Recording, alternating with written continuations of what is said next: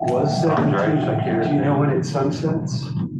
Well, it's up to ESD. They, it has some sunset elements, but they often extend. Thank you. Which projects are you concerned about in particular? Nothing, just as it relates to 11 Warren. It's not, I don't know that 11 Warren is in the footprint. I don't think it is, So it but I'm can't be not amended. sure. We can't amend the footprint. But it's spoken about as if it might be. is. That might be. The footprint was amended at one point. Some of the comments. I mean, that's pretty far down. Are we, is this? We're not- Here we go. We're not live yet, though, are we? Yeah. We are live. Can you folks hear us? We can get you some more So information. that's a yes from Lisa, a yes from Charlene, and Dave, I'm gonna assume. We're shaking up the seating arrangements. I thought maybe you guys I got a spot for you. solved all the problems. Just about. Yeah, we're all. We could go home early now. Just about. Short meeting. We're all gonna move to Austerlitz, though. I thought maybe I was the problem. Austerlitz right now is the highest priced real estate in the county. right now. Proud of it, mister. In a couple counties. Yeah, I was there. Yeah. I went to, yeah. August 1st, 2017. I'm gonna go ahead and get started. This is gonna be a little bit of a different meeting, I think. I've got some updates on things we've been working on, but not a lot of new project-based information or grant information. So the second half of the meeting, or probably the last 3/4 of the meeting, I kind of wanted to talk about the housing task force itself. How the committees have been working, how the task force has been working, any changes you'd like to see or improvements you'd like to make, or any suggestions generally. On the update side, the first big one was the land bank had its first board of directors meeting last Thursday. So congratulations to our co-chairs, our resident supervisors, for acquiring an extra couple of hats. Nice. Supervisor Nat will be the vice chair of the land bank, Supervisor Adams is the secretary. And I have the first document for you to sign today. Okay. We'll get that taken care of before you leave. We're going to skip June and then we'll have a July meeting. There are quite a few policies still to be adopted. Bylaws were adopted, officers were appointed, committees were established. The next meeting is going to be July 16th at 2:30 in the afternoon, which I think Kelly set the invite out, so you should have by now. Did you say 16? July 16th at 2:30. I think Okay. you should be, we specifically set up for that because we're both going to be in Hudson for committee meetings, or at least they're pretty scheduled. They normally be So out. Kelly thinks. Yeah, so she thinks. She's pretty good about that. The other big piece of news on the land bank side was we had already, so our application is in for the, the non-capital, just the admin operations funds, that's in. We weren't sure if there was going to be this year a round of funding for actual capital operations. So for land banks to acquire properties, rehab properties, all the things that land banks do. About a week before the board meeting, I think the prior Thursday, HCR released an RFA for land banks. They crafted it in a really interesting way. So if you are a land bank that hasn't acquired any grant funds yet, any capital grant funds, you can apply. Or if you're a land bank that has acquired funds and spent down 75% of them, you can apply. There are a few land banks that were spending pretty slowly during and immediately after the early parts of the pandemic. So that was kind of jamming up more funding being released, but a number of 3 land banks have come online since that last distribution of funds. We're the most recent one, but there are 2 land banks that have been waiting for capital funds for over a year at this point. So they've released that. There's no hurry. It doesn't expire. The deadline for that is the end of the year. So we've got till December 31st to get an application for capital funds. Our 501c3 status is still pending. I've got to get a call into the IRS. On their site, it says they turn around all 1023. 1023 is the form that you send in to become a 501c3. It says they turn all of them around within 191 days. It also says if your application wasn't assigned before August of 2023, it hasn't been assigned at all. That's close to a year, which is much closer to 360 days than 190. So I'd like to get some clarification from them about what that timeline looks like. And the one thing is, we've been advised by council that as a government entity, it doesn't need to have a 501c3, but it's easier so when you go to have to buy things that you can give someone a certificate to believe you. Or if someone wants to make a donation. Right. That's the important thing, I think, for land and money. But you can still they can still get the donation, but it's good to have the certificate. So I think this is a big land bank updates. We got the first board meeting, in July. We've got a few more policies to adopt, and then we'll figure out the administrative terms, CEDC, acting as the administrator of the land bank. And I think what Chris did was, the land bank board approved the ministerial and policies, and the policies that needed to have public policy discussion and engagement as to how you would structure them were left for the next meeting. And what happened with the application that was just, the RFA that was just released by HRC or is the land bank at HCR? HCR, yeah. Yeah, we'll apply for that. HRC is Honda Racing, by the way. Oh, there you go. There we go. Yeah, we'll send in an application for that. I don't believe that we need to have our 50C3 set up, 501(c)(3) set up before we apply for it. We do want to get our admin money in before we apply for And that. how much is the admin money that you're thinking is? We asked for 100,000, which is the maximum you could ask for at our budget level. Okay. And the intent is that the land bank will contract with CEDC to administer the land bank for $15,000. Or whatever they allow us to use for admin funds, whatever HCR approves. That's the land bank update. I'm gonna wait, Michelle's coming, so I'll wait for her to do a Trillium update. So Trillium's got some interesting updates as well.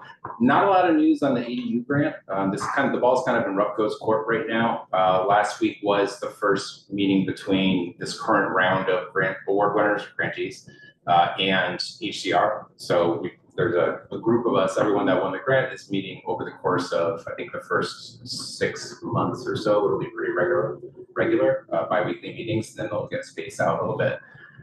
So at this point, Rocco should have signed off on the contract and returned it, which I'll have to confirm tomorrow, but I assume that happened. We're still trying to figure out when the contractor breakfast will be. At Dennis's suggestion, I've been going through Rich Harrington on that. I think Rich might be out of the office this week, so we'll have to circle back with him on Monday.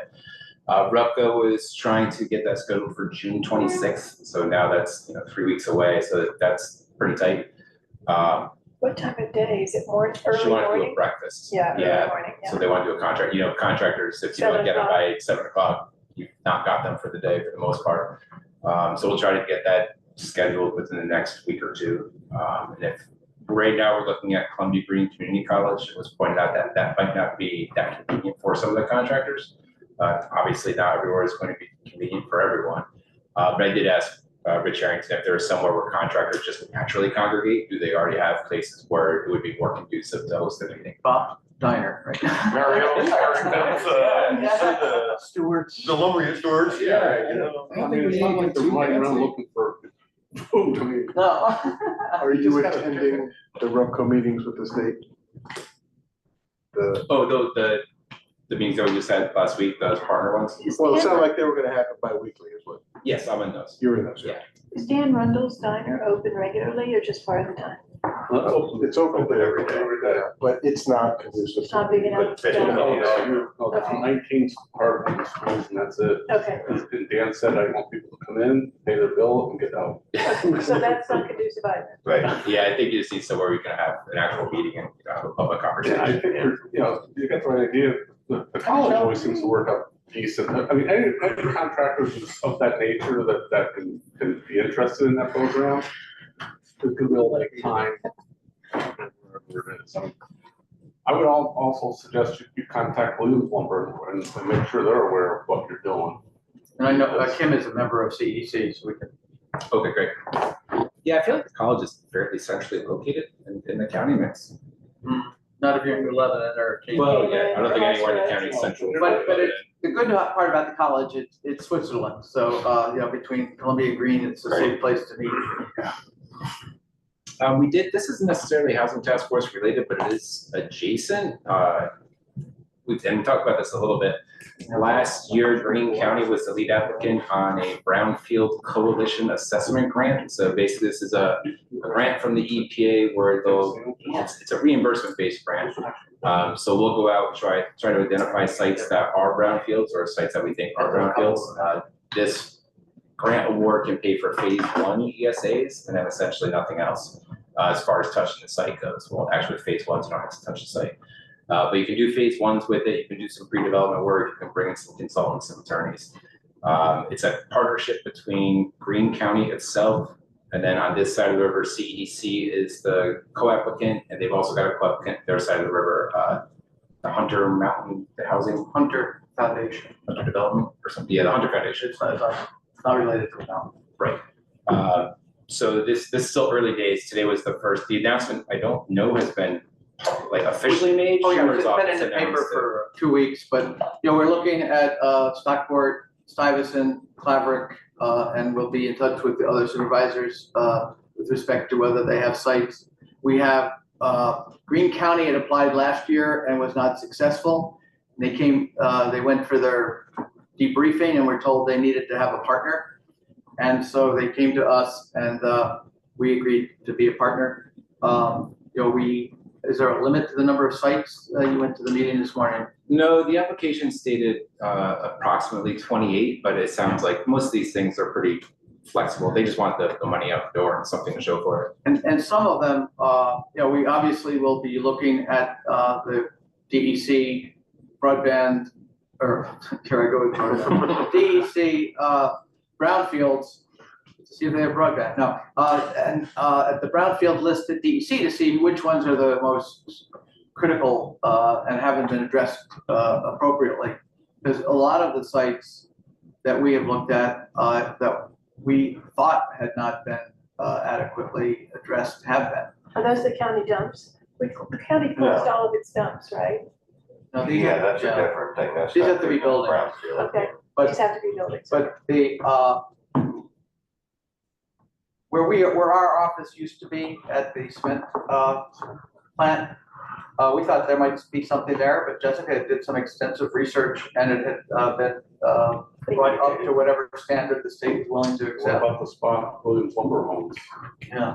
And we'll So- release them. To the uninitiated, a brownfields building is a building that won't meet code because of the hazardous materials or, Well, the brownfield itself is the site, right? so that's why you do the phase one. ESA's off the bat. ESA is, Likely have to go to a phase two. pretend I never heard of brownfields before. ESA is, Oh, and God, ESA, environmental site assessment. okay. Site assessment? I don't know if the S is right. If he doesn't know, just get close. Yeah, That's right. Does there have to be a building? No, it That does not- has to be, it's intended for industrial. Yeah, Does it sites. matter who the owner is? it somewhat does, and that came up this morning. Obviously, public ownership would be a lot easier. You can do private ownership. Phase ones, you don't have to go onto the property. So you can do a phase one on any property in the county, it doesn't matter. If you go past that, you've got to have a site agreement contract, I think is what it's called, with the property owner. The consultant had some creative ways to sort of, mitigate that if the private owner wasn't willing.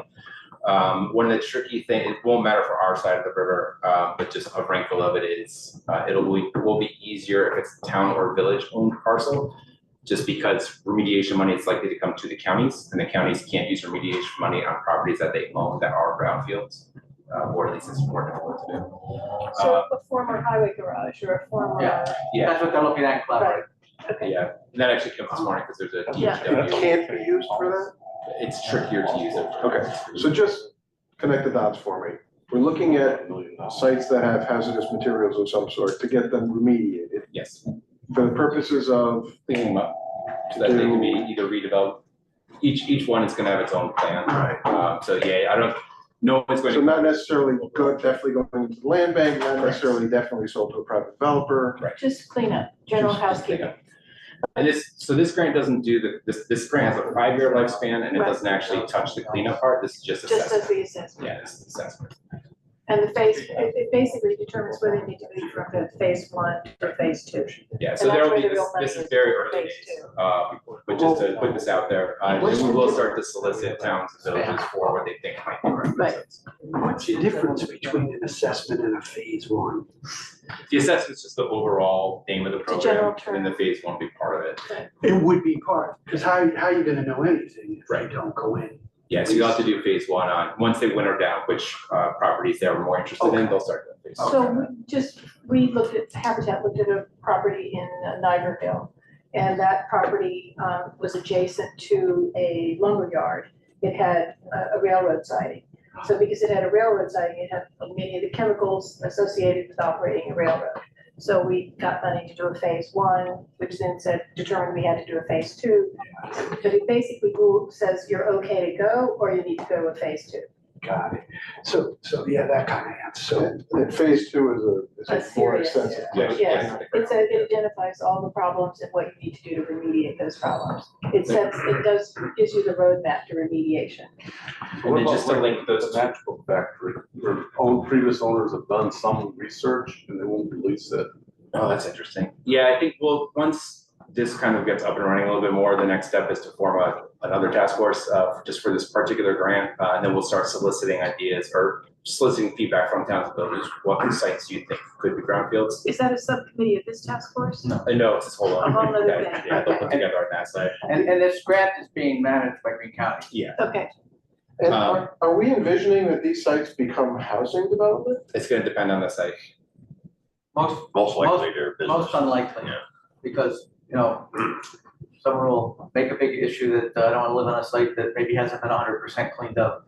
Okay, so Yeah, and if it gets I'm gonna just try and close the circle. Why are we talking about it? we're talking about this, It's just updating us really. It'll be our. yeah, because some of the properties could be housing, but not all of them. But I did want to link it to the land bank when we told the consultant who's been working on these types of programs up and down the Hudson River. Yeah. I told him this morning that we got a land bank design set up, and he said, all right, you need to figure out how to get into intermunicipal agreement with Green County so that you can use the land bank over here for this program. And I said, we don't even have a 501c3 yet. We'll Right. talk about that 3 years down the line with this grant. So when you said earlier they need a partner, you're talking about the land bank becomes their partner or the CEDC? No, CEDC, okay. but that might be a way to look at cleaning up properties for Yes. that purpose. Do you want to do just a little bit about Trillium? Sure. Yeah, the old paper mill or a can that we. Trying to think what would be new. That's what I was thinking. Okay, so Trillium, we've got a functioning board, we've got bylaws, we're incorporated close to submitting all our IRS stuff. We have done some small outreach meetings in the past few months. We've got a website, we've got had a first newsletter out. We have received, I'm not sure if I updated you guys, we received another grant from Berkshire Deconic Community Foundation to do, we're reviewing the scope of works, it's not finalized, but probably engaging Hudson River Housing to do some site analyses, or like kind of helping us create a process for evaluating the feasibility of different sites for development, and kind of going through that checklist. We've been using another grant to work with an attorney to help us get all of our policies and procedures and all that in place, our insurance. So we're building up our capacity as an organization. We're working on some development pieces in terms of looking at some sites. And then, we're looking at doing some more outreach in communities in the next few months, both to just kind of help more people know about us and get some more volunteer support, and also so we can get a better sense of what the communities are looking for in terms of renter, homeowner, family size, stuff like that. Am I missing anything, Chris? I don't think so. Okay, so Thank you. we're moving along. Sounds great. Can you make sure that everybody on the committee is on your distribution for the newsletter? That'd be great. Sounds like good stuff. And Chris has a master list of both the committee members and the advisory members, so we can get that too, so it's easier. And then just to reiterate, the Trillium is, although Michelle and I are two of the 3 formative board members, along with Marissa Cody from CLC, it's not affiliated with either of the governments or any of the governments throughout the county. It's resident-led. 2 of the residents just happen to be government employees, We're more or the less. interim leadership, we're part of this like outreach process is finding more people and want to be long-term board members. One more update for kind of like old news, and then we'll get into the actual kind of nitty-gritty part of the housing task force. Pro-housing communities were a little bit stalled. We're still doing pretty well. We've got 5 communities that are fully certified, which is now tied for the most in the state. But we're still stuck at 9 for letters of intent that have been submitted, so we've I got a lot of submitted more stuff this week and it said it was good, but I don't a little know. bit. Okay, so Working we'll, on it, but hopefully we'll have 6, then we could be number 1 again. I try. Why that's important to be number 1, or at least have a lot of communities, a new grant was announced that's shielded behind the Pro-Housing Community status. It's a CFA grant, Consolidated Funding Application. So this comes through the Economic Development Division of the state, which also means that the grant competition is broken up into your economic development regions. So we're in the Capital District Economic Development Region, and we have 5, soon to be 6 of the total 9 pro-housing communities. So we've got a pretty good fighter's chance at accessing some of those funds. The potential issue with it is that it's really focused on downtowns and really focused on infrastructure. You can't do full residential projects with it, but you can do infrastructure, mixed use, anything that's really going to benefit the bottom line of a community's economic development profile. You can expand infrastructure. You can expand infrastructure. Okay, there's a lot of times they don't touch. Yeah, this one's pretty beefy. This one you can. There's quite a bit of funding available to it. Right. Okay, so internal. I'm going to stop talking after I kind of set the stage for this. I think the Housing Task Force, in a way, we've kind of created this process that has worked pretty well as far as conversations will start in this room and at committee meetings that then turn into something actionable very often at the County Board of Supervisors level, right? The land bank started in these rooms. The ADU grant started in these rooms. The CDBG grant, which I didn't talk about, is probably the best example of it. That was, we looked at what grants were available this spring and summer, what the deadlines were, what the eligible uses were. And then we got to the committees. We knew that we wanted to apply for one of the CDBG grants. We weren't sure which one. And then we realized that the planning grant would be the best one. So we took that to the county's Economic Development Committee. That resolution was approved. You have to do a public hearing for CDBG grants. This is community development block grant. So that public hearing is scheduled for next Wednesday as part of the full Board of Supervisors meeting. So that was just a through line of the concept started in these meetings. That went through the process to get to the board. And that's happened a few times now, the land bank review. But I want to get feedback from Housing Task Force members because my perception, my understanding of how the task force works, I think is very different from yours. You know, I'm in all the committee meetings, 3 of us are in all the committee meetings. So we hear the same thing is reiterated a lot. And then in these meetings, a lot of times it's what it's been for the first 30 minutes, or it's just me talking at you for 45 minutes. So if there are any suggestions that you've been sitting on or that you want to reiterate, because I know that some of these suggestions won't be for the first time, I think tonight I want to get a better handle on that. So if there's anything that's sticking out to you, any suggestions you'd like to make, anything you want us to stop doing, or anything you want us to do more of? I'd like to revisit the idea of having, I'm sorry, Lisa also has her hand up. Oh. I'd like to revisit the idea of having maybe every other meeting be a guest speaker or organization to come in to talk about the work that they're doing.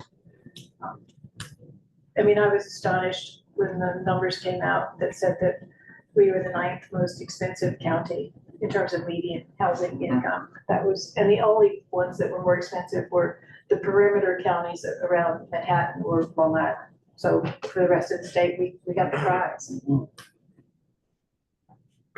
Does Patterns have a new project or paper coming up? What are they working on? Emergency housing. Okay, That should be up very soon. so maybe they could be one of our first. And then the other, they're then working on a report that we just provided information to them they have an intern who's working on analyzing former school buildings that have been converted into whatever, and we got them information, connected them with the people that did the falls, sent them the listing agreement for Rojan and the school where they're having the art gallery now.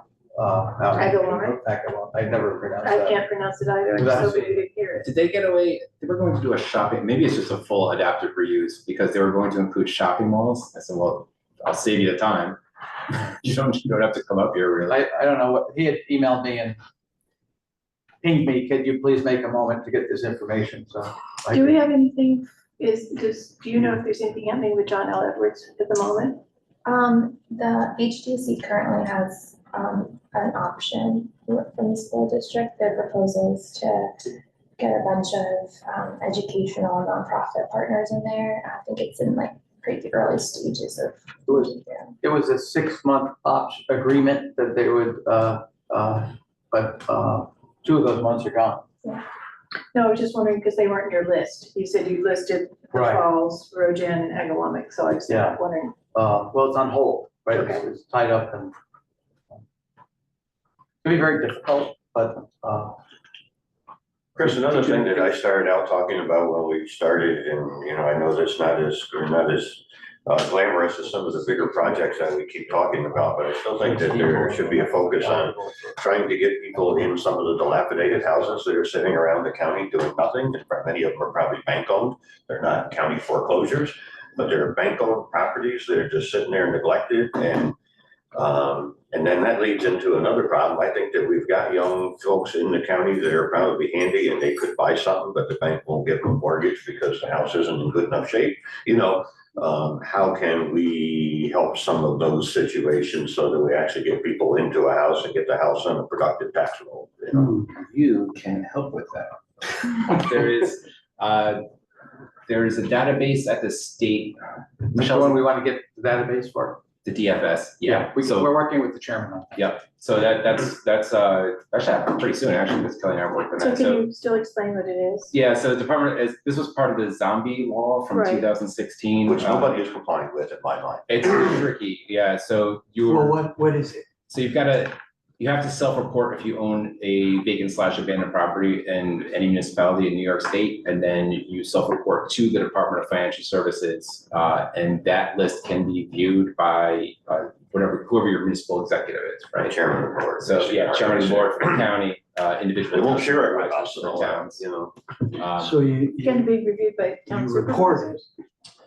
So whoever signs up for the main account can appoint X number of additional accounts that can do it. And I believe they lifted, it used to only be one other person, they've lifted that restriction, so other additional people could be named. Well, what I see happening is the bank forecloses, they turn it over to a management company of some sort, some LLC. And it's a ghost people, you know, they chase the thing around. So building inspectors can never really find out who's responsible. Nobody can even find out if it's for sale. It's just, there are properties that are just out there. This zombie property thing is a good description of that. The state tried to crack down on that 5 years ago and created this new system. I don't think anybody ever complies with it. I mean, our local building code enforcement officers are supposed to be told, here's where you go, you know, if there's Do you a have any problem. idea of the scale of this in Columbia County? Okay, because that's the first thing to Well, understand. the main problem is that the way the state legislature has addressed the foreclosure law Well, that's- for banks, that these go on 3 or 4 years, so you don't, Right. and it's not the bank's fault. That's just vacant properties Still have in a general. question? Yeah. Does Lisa have Lisa one? had a question. Thank you, Supervisor. I too was gonna ask about the derelict zombie properties.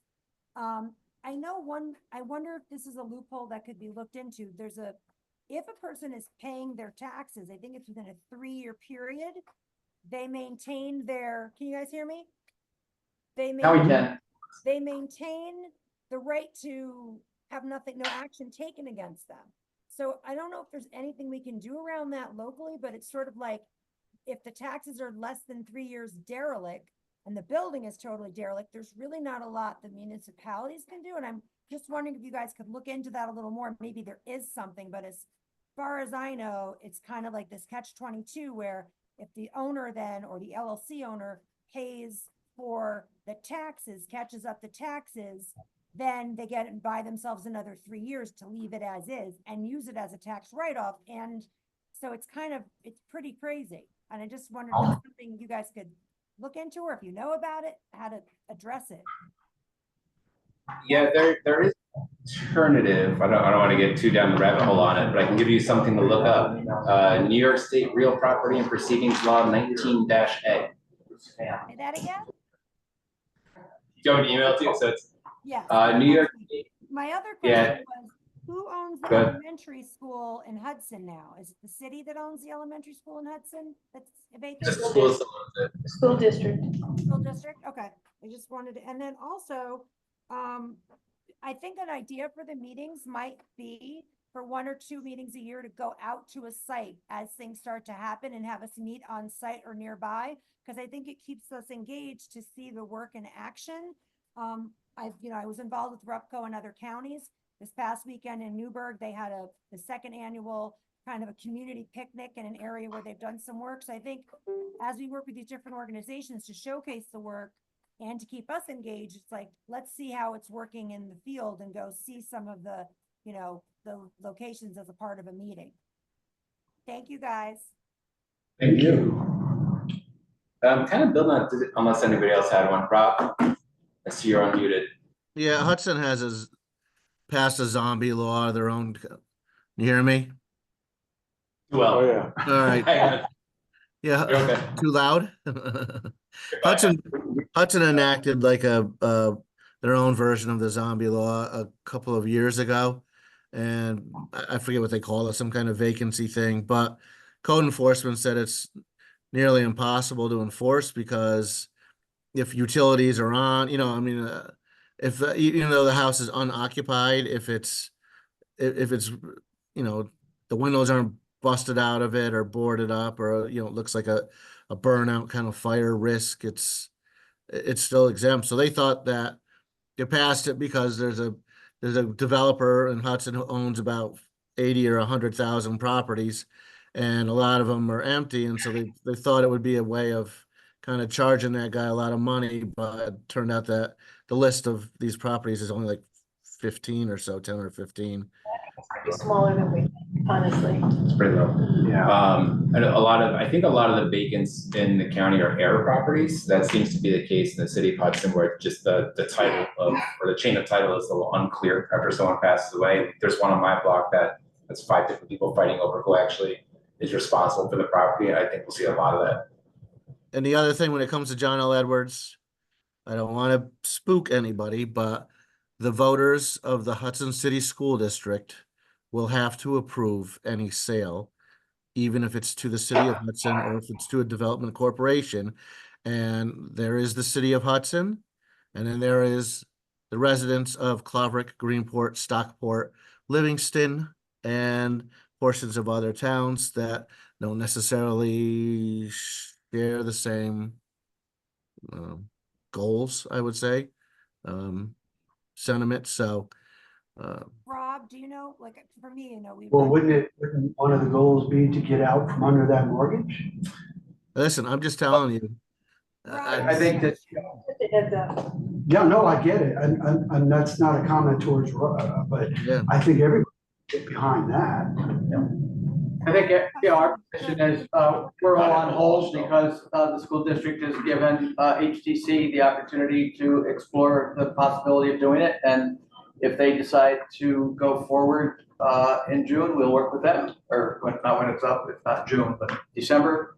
And if not, the school district presumably will look for someone else. Well, nobody's suggesting a short sale or anything like that, right? My There's no one question is, we run an after-school program at the elementary school. This school is, to me, seems to be very, very at capacity and or pushing beyond.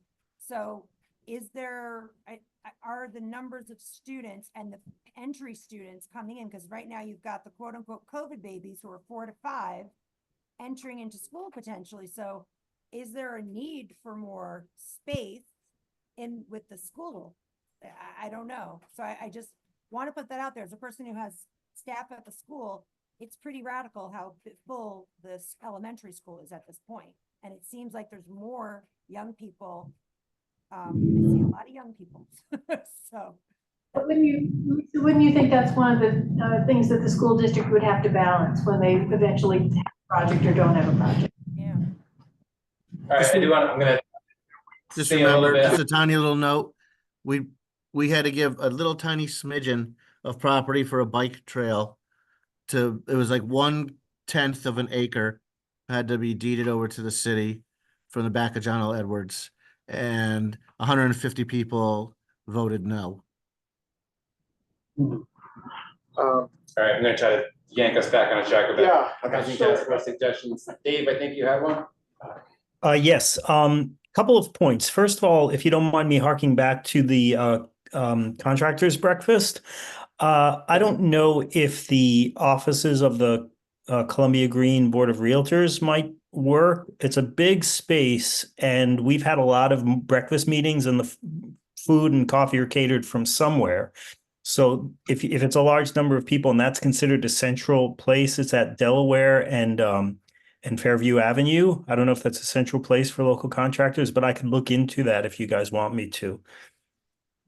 Secondly, this might seem like kind of a PR person's perspective, which I'm not, but I have a little experience in this sort of thing. I think when it comes to abandoned or vacant properties, I wonder if there can be a certain amount of social pressure or a certain amount of social awareness raising that we can do about how important it is to not have vacant houses in a period of housing scarcity. I don't know if that would be public service announcements on radio stations or local television stations, just to let people know that if they've got a building that could be rented or lived in by working people, that they should do their best to make that available. And as far as suggestions for meetings going forward, I think, Chris, you're a great leader, and you speak very, very quickly sometimes, and I'm always trying to take notes. And if you could manage to take the pace down a tiny notch, I could take notes more easily. And also, I'm really thick, so if people can keep defining the acronyms like CDBG and all that stuff as we go along.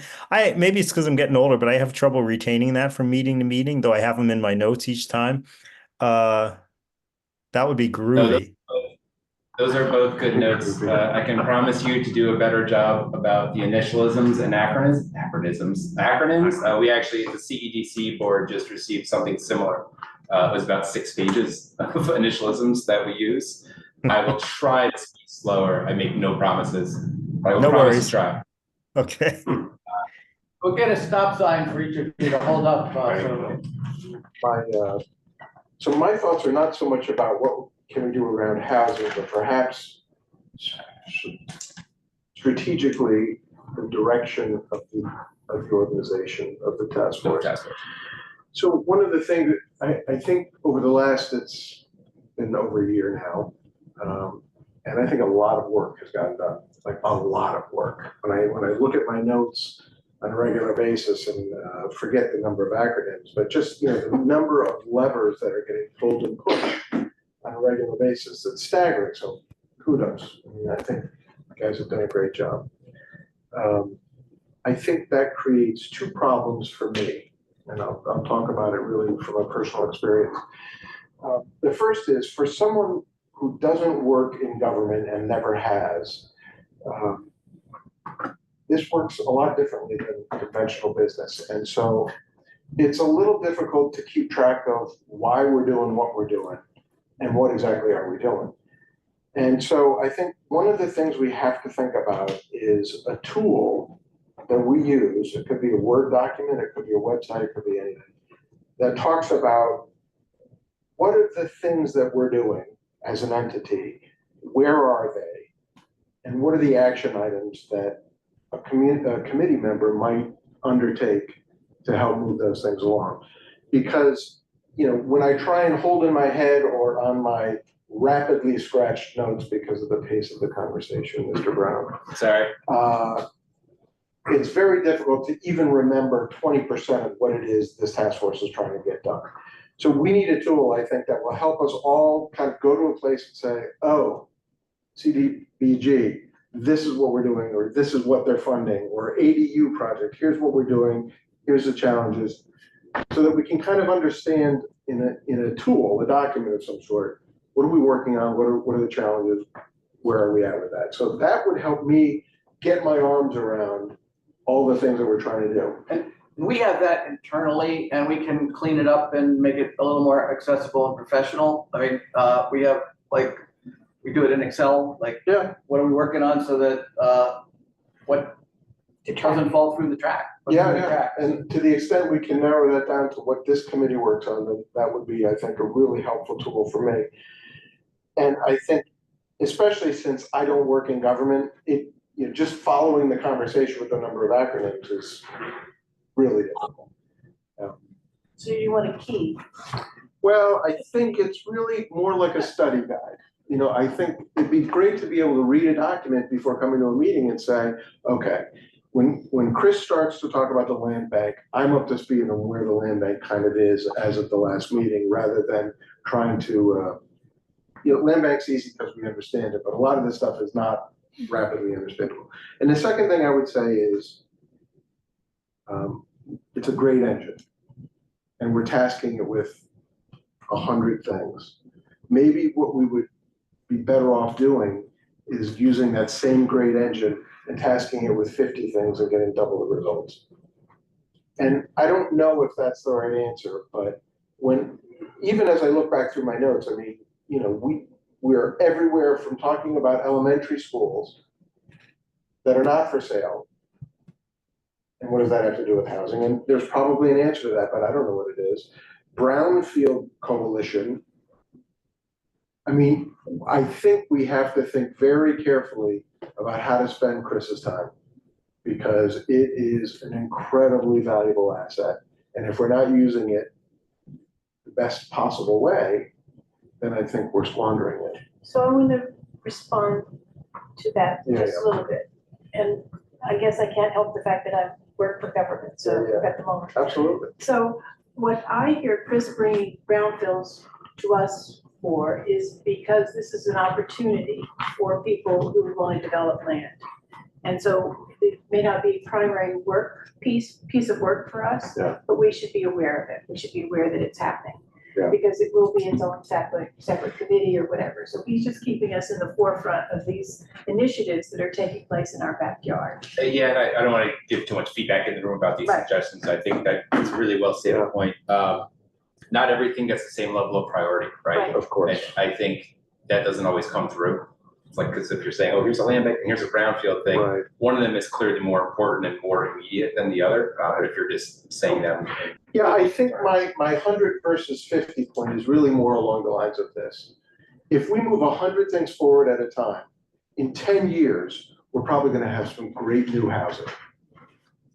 But 10 years is too long. So if we can focus differently, perhaps, are there some things we can spend more time on, move forward, and get to housing in 2 years rather than 10?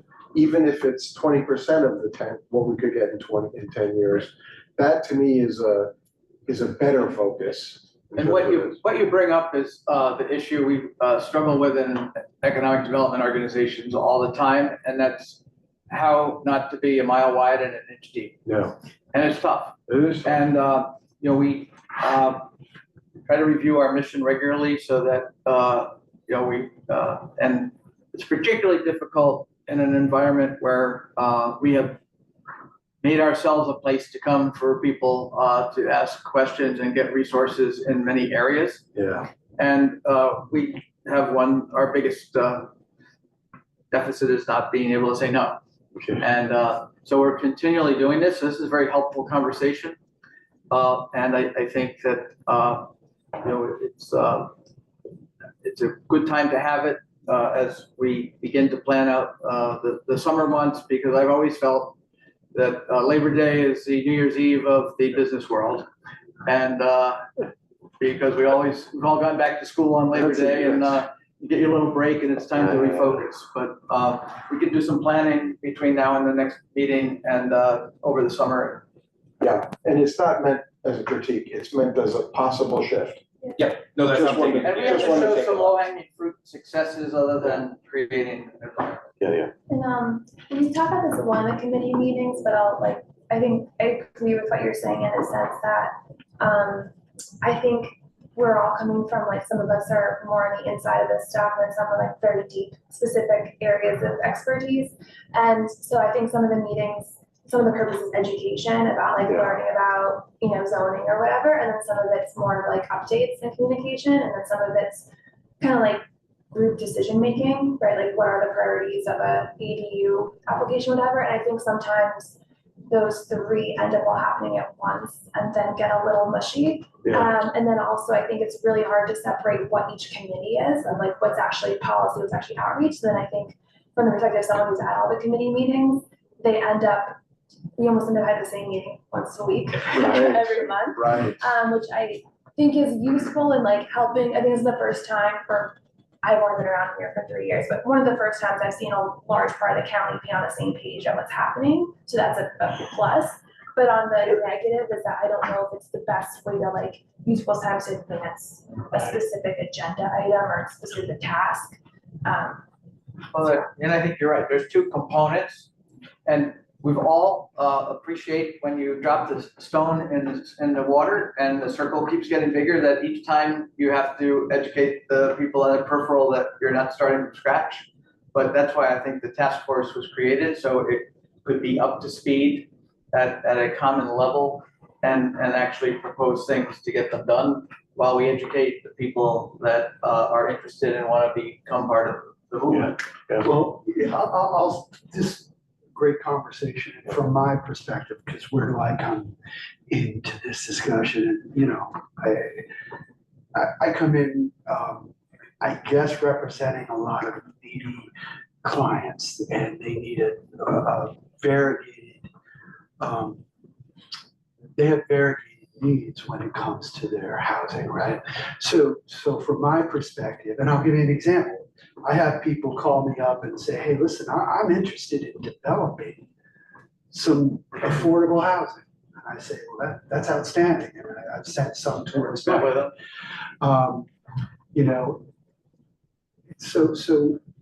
From my client base, from their perspective, it's a sort of an all of the above.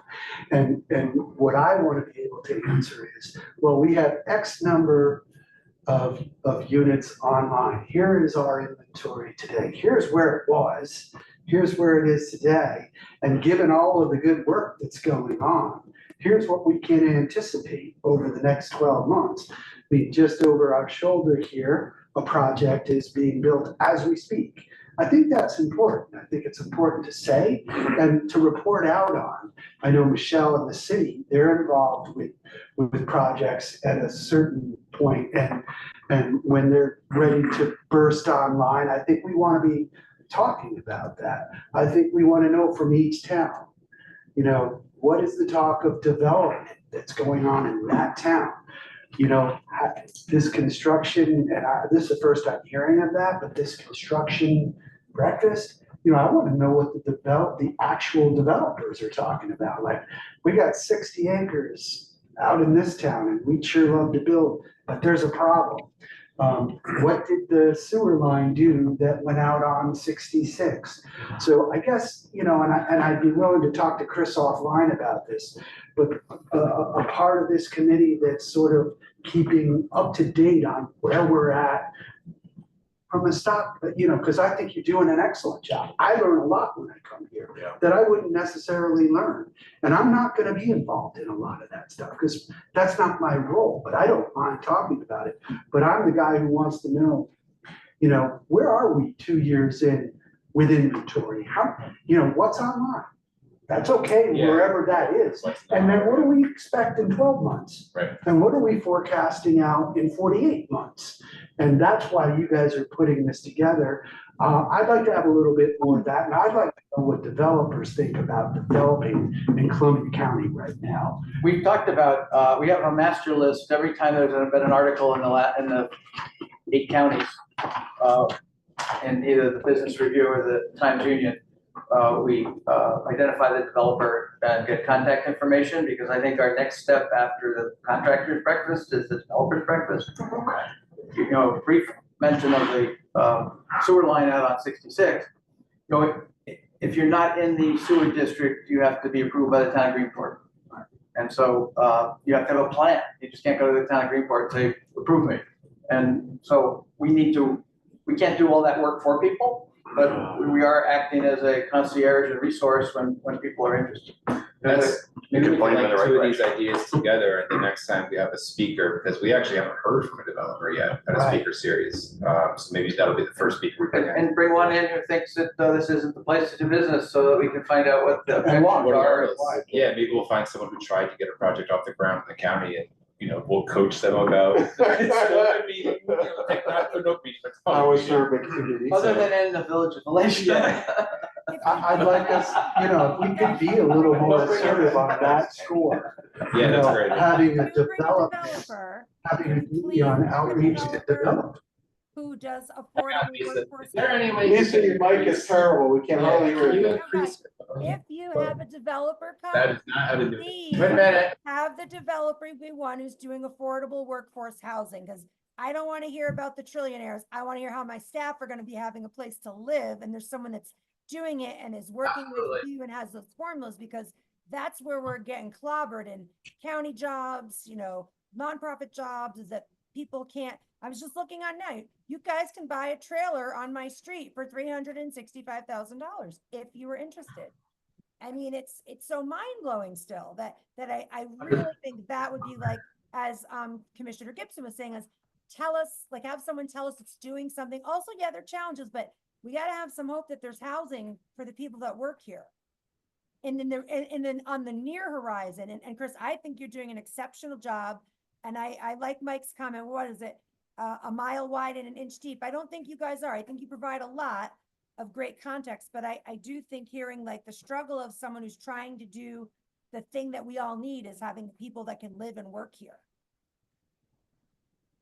It shouldn't be too hard to find somebody who's affordable project out right out of town. That should be pretty easy to do. Or they just found there are obstacles they couldn't overcome.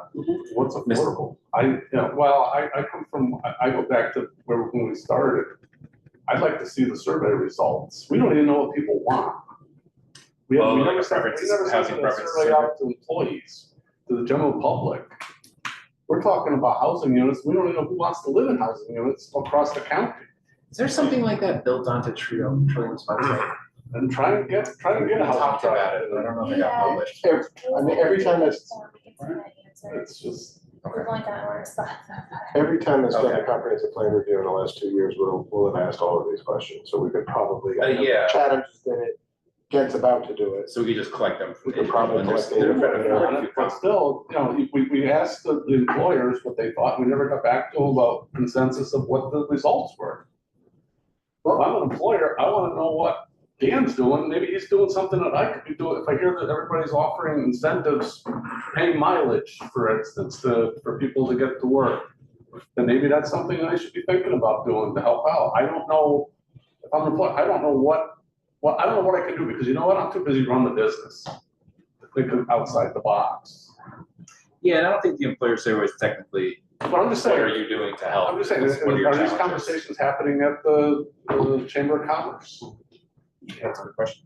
And those surveys were sort of trying to delve down to what that need was. I do know that, all good points. And certainly both looking into a little bit. But again, to Lisa's point, I think it's an all of the above, and I think we have not seen a time in Columbia County, and maybe it's the market forces, where somebody has come in and there have been intermittent periods of time in this county where developers have come in, and developed a section of a town, and houses have come online, and people moved here to Columbia County to raise a family, even if they weren't working here. Right. And I don't see that. And of course, economies of scale come in. When there are more houses online, they become more affordable. When there's fewer online, there's not. I don't know all the answers, but I do know this is what I hear. I hear that they can barely rent apartments here. That is true. My employees can barely rent apartments to work here. And they also want to buy their first home. And again, I don't know all the answers, but I do think it's an excellent question. So it isn't all of the above. It is all of the above. And I do think things coming online tends to bring pricing down only because there's more supply to cover demand, right? But I don't think that the supply, the housing that we're looking for workforce housing or senior housing or first-time home buyers housing, that supply is not coming Correct. out because it doesn't exist anymore. Well, so, That's but the the demand does. The demand exists, but the supply doesn't. So Well, Bob, you were here in the seventies when we built housing developments all over the Kinderhook Appalachia area. Right. If that happened today, people's minds would blow up. I mean, every zoning board would be shut down with Well, complaints, Look at you the know. one in Malaysia, not the one, There's some at, like, the one in Malaysia just before the bridge. Right. That- Yeah, I don't know how many right. houses are down there, they couldn't pave the road quick enough to get the certificate of occupancy for the next phase of. Right. But, And that is the But it took nicest 10 years to looking, get that is the nicest looking neighborhood. but I think Yeah. that's why we People have also. pride in their houses. But I think that's why we also have to continue to engage in education, because we are still trying to answer that big question in all of our communities. What is affordable housing? Affordable housing is something different in every community. And I think that's why the work that we do, I think in terms of providing this toolbox is so important, because local communities are gonna have to find the tools that work in their community. And the tools that work in my community may not work in your community. I think that's true, but it's an oddity that there's a demand that the market's not willing to step up. I think part of it is scale, because I do too. when you talk to developers, the last time we had Duncan Barrett here to talk to the housing, it was before the formation, I think, of the It was housing the council. housing forum. Yes, in the forum, he talked about the fact that developers want to start at a certain level. Michelle may be more familiar with this, in order for the development to be profitable. Most of our towns don't want 20 units in one place, they want 2 units or 4 units or 8 units. So that means that we have to have a different plan, we have to have a different way of working, because we're gonna solve the problem differently in order for that scale to be accepted and approved by the community. And that's also why I want to reuse some of these existing properties. This is the conversation, and you know, what, 3 months ago, we had a list of 10 projects on our, with 200 units. Just about, yeah. And, you know, they're all stalling, for that reason and for other reasons. So, the, city IDA had a proposal yesterday, from, on the Depot District, Phase 2. It's gonna take a while to work through and may or may not get approved. I'm sorry, Mike, say that again. How many projects? We had 10 projects, from New Lebanon to Hudson to, and, you know, we can't get into all those details because the developer. But generally, can you tell Well, us?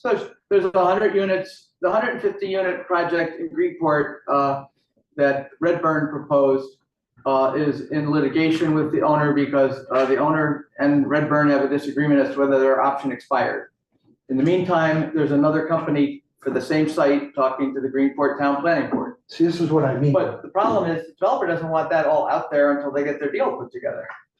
But Now, at least you're we the know a planning board. developer wants to come in and You're- sees the need to develop all these. But that's in a place where there's, water, sewer, gas, electric, and broadband. Agreed. And so And it's also in a place that will accept that scale. we had a group from New York City that was looking at a site in New Lebanon.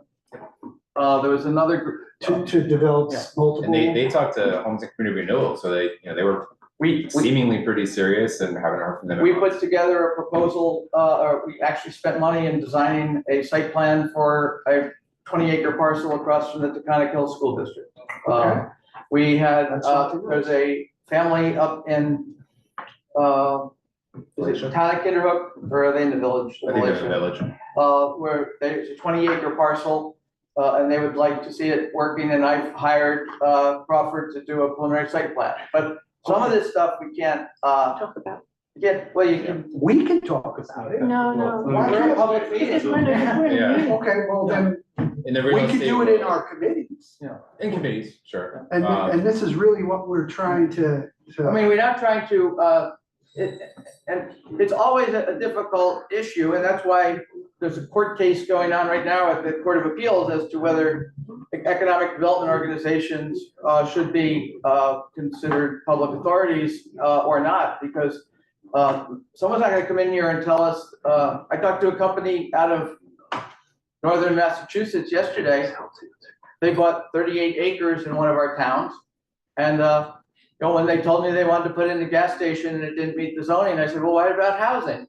So we're looking at that, but again, I the, talked to somebody, I was in a group, we had to do everything to sign an NDA to sit in a private partnership to talk about a 60-acre parcel for housing, but they just didn't want the word to get out because they wanted to be able to tell the story in their own way and to see whether the approvals were even within reach. and the difficulty is the minute it gets out, the people who don't want it, rally and, get out ahead of it. Okay, well, you know, part of the narrative must be that the Columbia County as an entity is trying to foster housing. And Columbia County, as it exists among the people, might not want that. We need to talk about that. Yeah. Well, that's why I think we have to, accept that. And we have to figure out if you're willing to let us put 4 to 6 units here, let's find somebody to do 4 to 6 Right. units. Find things that are fitting the zoning of the local municipality. Sure. And Everybody and also the perceived culture. We're of gonna do municipality. something on Route 66. All right, Chris, I do have to run. yeah, it's 5 o'clock, we got a bunch of hard stops. And if you hear of anything that's, share it with us and we'll put it on the list. And then we, can have these conversations with you. Amador's project is before the That's what I, planning board. Well, why don't we do this? I thought the Amador project died. because. No, they bought the land and.